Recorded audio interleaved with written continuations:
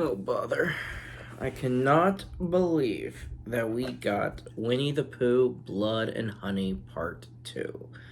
So here we have the cover for it, sort of a generic back. It's just a cabin, kind of generic steelbook. I still think it's interesting though, but I honestly expected to get Morbius 2 or Expendables 5 before we got another Winnie the Pooh Blood and Honey. But here it is.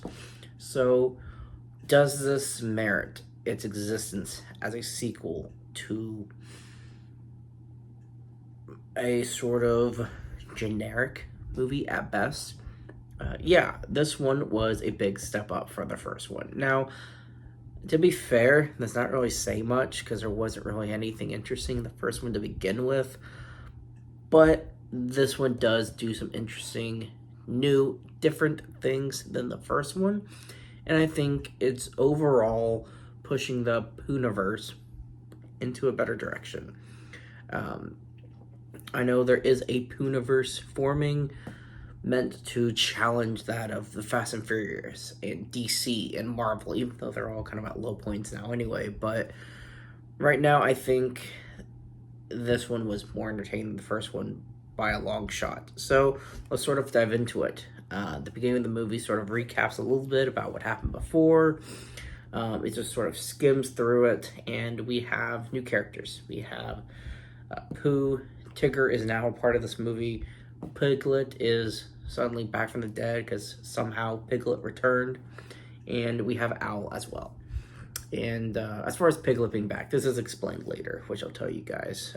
It isn't randomized. So in this movie, because of the events that happened before, people in the town, it's sort of this 50-50 kind of thing.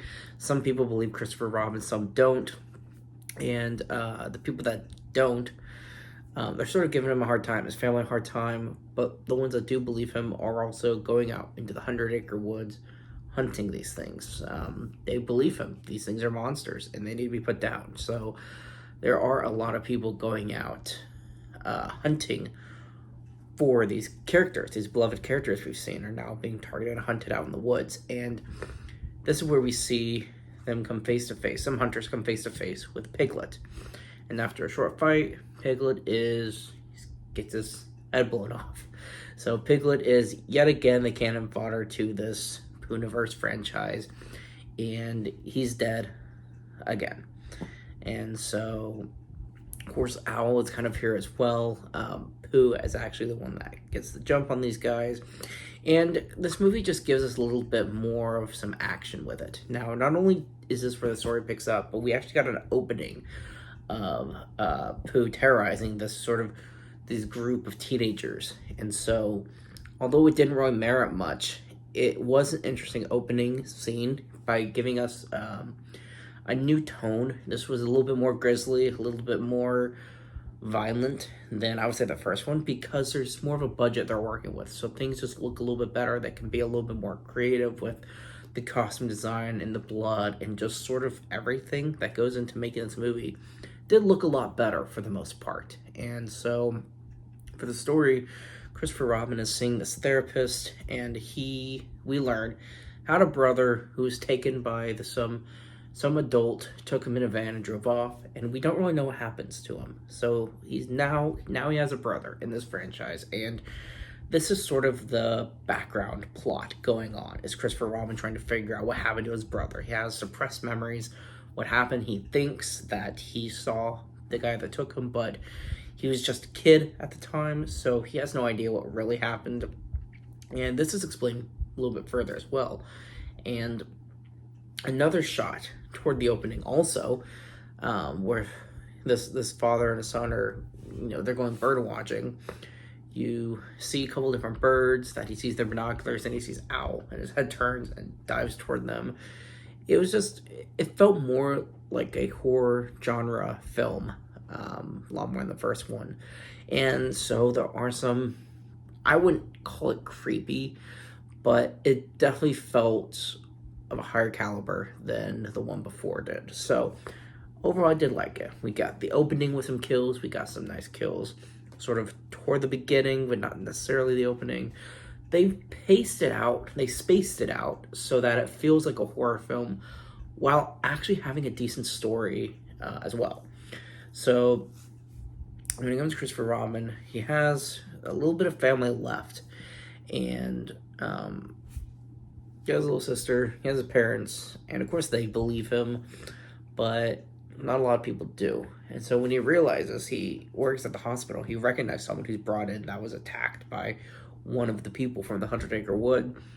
He sort of gets involved again, and he has a few friends. They kind of believe him, and his story mostly during this movie is trying to figure out what happened to his brother.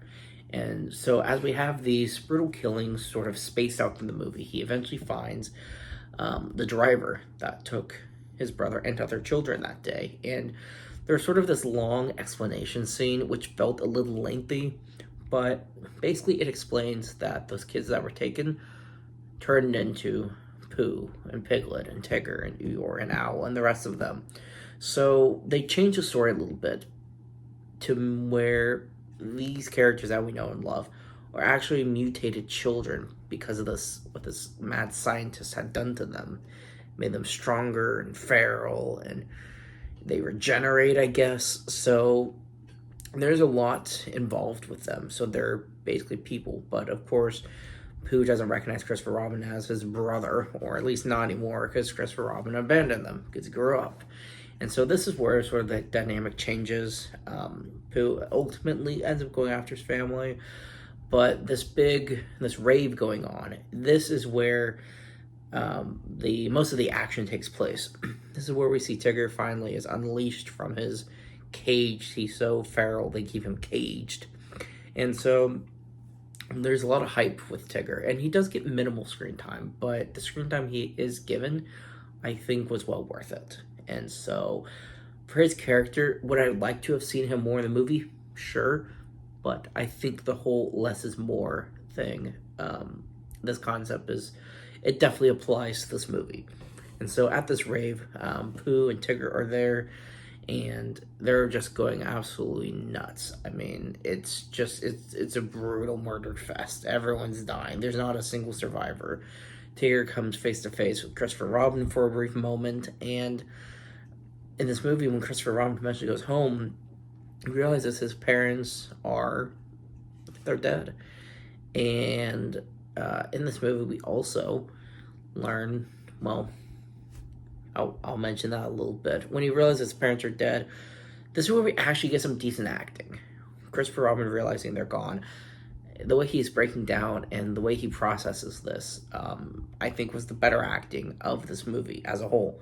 And so that was interesting to see, that we got good acting in a movie like this.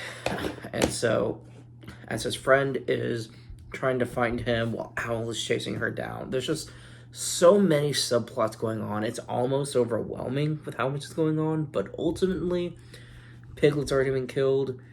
Tigger sort of goes away. He's done with the rave, and Pooh comes face to face with Christopher Robin at the end of the film once more, where Pooh, or Christopher Robin, finally is able to get the drop on him. And he finally kills Pooh, or so he thinks.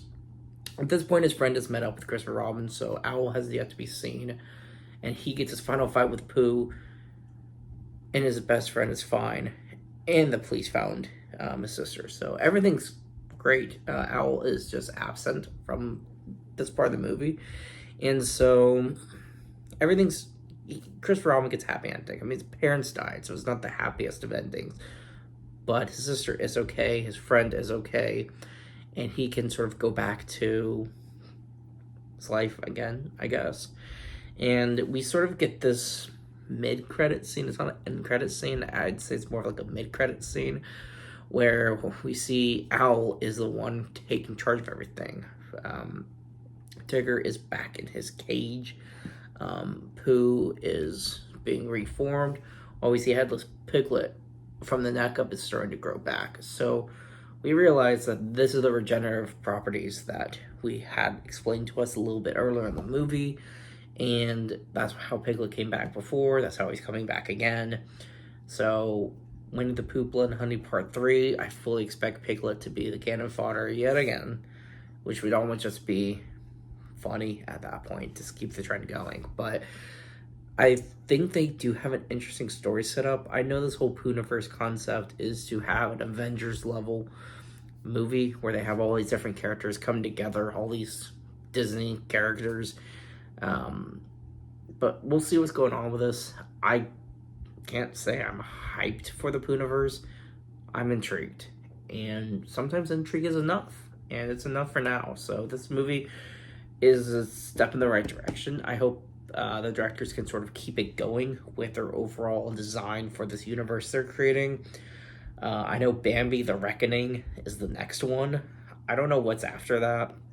I heard they are doing a Little Mermaid movie. And there's more to come. So we'll see what happens, guys. I didn't expect this movie to be decent, but it was. We'll see if the rest of them are.